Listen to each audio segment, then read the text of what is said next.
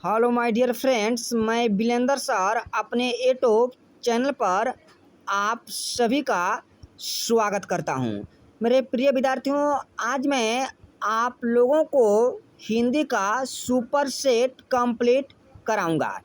मेरे प्रिय विद्यार्थियों, जो इंटरमीडिएट के बच्चे 2023 में एग्ज़ाम देने वाले हैं, मैं उन सभी बच्चों के लिए प्रतिदिन स्पेशल वीडियो बनाता रहता हूं।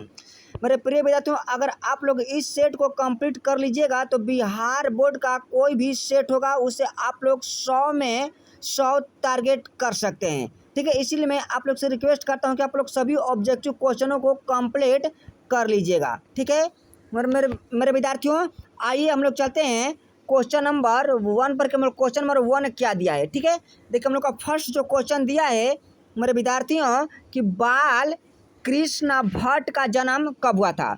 तो बाल कृष्ण भट्ट का जन्म मेरे विद्यार्थियों 23 जून 1844 को बाल कृष्ण भट्ट जी का जन्म हुआ था। ठीक है, देखिए हम लोग का 2 क्वेश्चन दिया है, पलटन का विदूषक कौन था? तो वजीरा सिंह था। ठीक है, देखिए हम लोग का 3 क्वेश्चन दिया है मेरे विद्यार्थियों की माटी के मूर्त रचना किसकी है? तो राम वृक्ष बेनीपुरी का है। ठीक है, माटी की मूर्त है। देखिए 4 क्वेश्चन दिया है मेरे विद्यार्थियों, कौन सी कृति रामधारी सिंह दिनकर की लिखी गई है? तो शुद्ध कविता की खोज। ठीक है, देखिए हम लोग को 5 क्वेश्चन दिया है, यज्ञ के पिता का नाम क्या था? आप लोग को बताना है कि जो यज्ञ जी थे तो यज्ञ जी के पिता क्या नाम था? ठीक, तो डॉक्टर हीरानंद शास्त्री उनके पिता का नाम था। किसका? यज्ञ जी का। ठीक है, देखिए हम लोग को क्वेश्चन दिया है 6 मेरे विद्यार्थियों, 6 क्वेश्चन।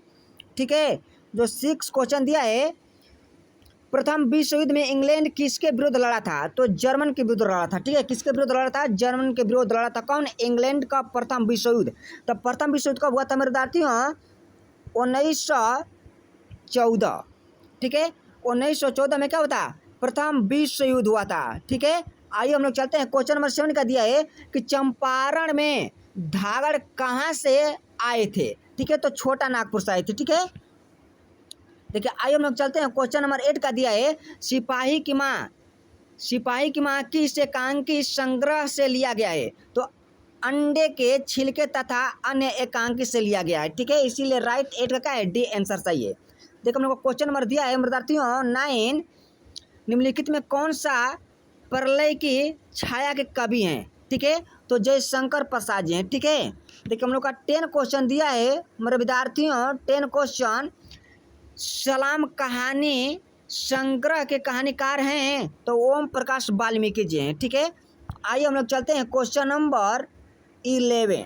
ठीक है, देखिए हम लोग को क्वेश्चन नंबर 11 दिया है मेरे विद्यार्थियों, कौन सी रचना मल्लेज की नहीं है? ठीक है, आप लोग को बताना है कौन सी कविता कौन सी रचना मल्लेज जी की नहीं है? सुनो राधिके। क्या है? सुनो राधिके मल्लेज जी की नहीं है रचना। ठीक है, देखिए 12 क्वेश्चन देखिए, पंडित रामा अवतार क्या थे?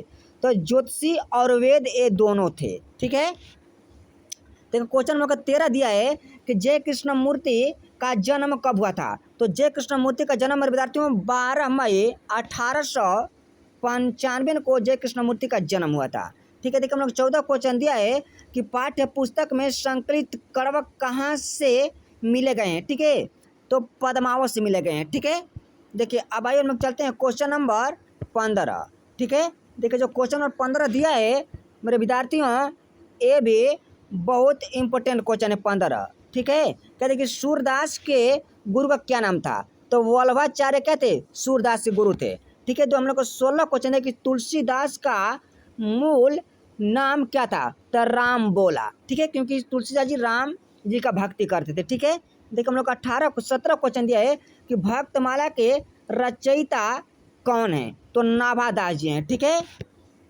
देखिए हम लोग का क्वेश्चन दिया है 18, भूषण के पिता का नाम क्या था? आप लोग पता है कि जो भूषण जी थे तो उनके पिता क्या नाम था? ठीक है, तो भूषण के पिता का नाम रत्नकार, ठीक है, त्रिपाठी नाम था। ठीक है, भूषण जी के पिता का नाम। देखिए 19 क्वेश्चन दिया है मेरे विद्यार्थियों, जयशंकर प्रसाद किस वाद के कवि हैं? तो क्षयवाद के कवि हैं। ठीक है, देखिए हम लोग को क्वेश्चन दिया है 20 की बिखरे मोती क्या है?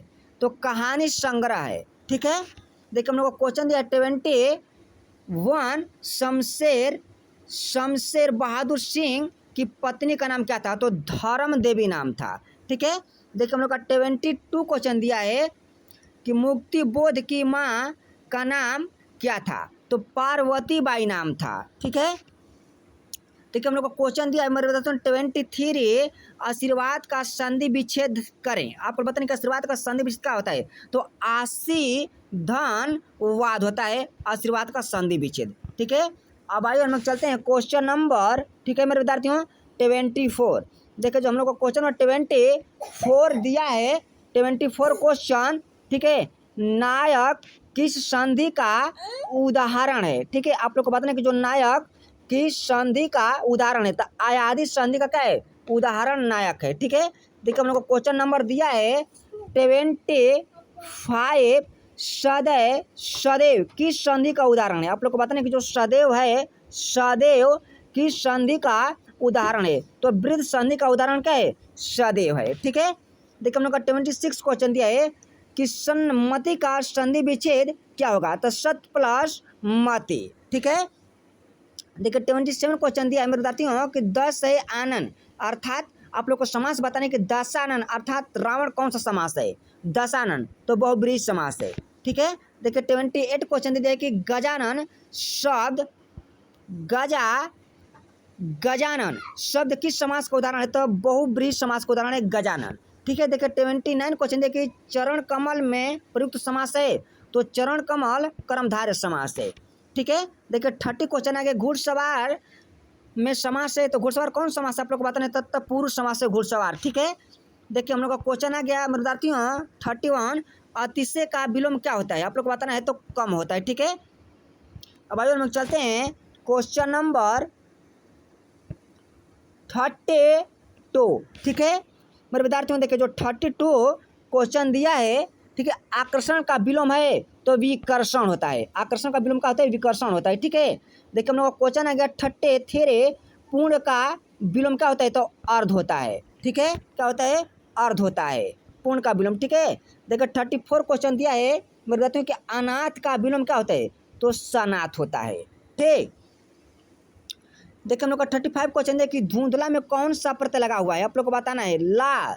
धुंधला में कौन सा प्रत्यय लगा हुआ है मेरे विद्यार्थियों? तो ला प्रत्यय लगा हुआ है। ठीक है, देखिए हम लोग का क्वेश्चन आएगा 36, निम्नलिखित में पद एक प्रत्यय लगाने से बनते हैं पद गलत। ठीक है, तो पच्छिक, ठीक है, पच्छिक पद क्या है? एक गलत बन जाता है। ठीक है, जो दिया है मेरे विद्यार्थियों हम लोग का क्वेश्चन, ठीक है 36, निम्नलिखित में से पद एक प्रत्यय लगाने में पद गलत बनते हैं, तो पच्छिक पद का गलत बनते हैं। ठीक है, इसलिए राइट आंसर क्या है? 36 का डी सही है।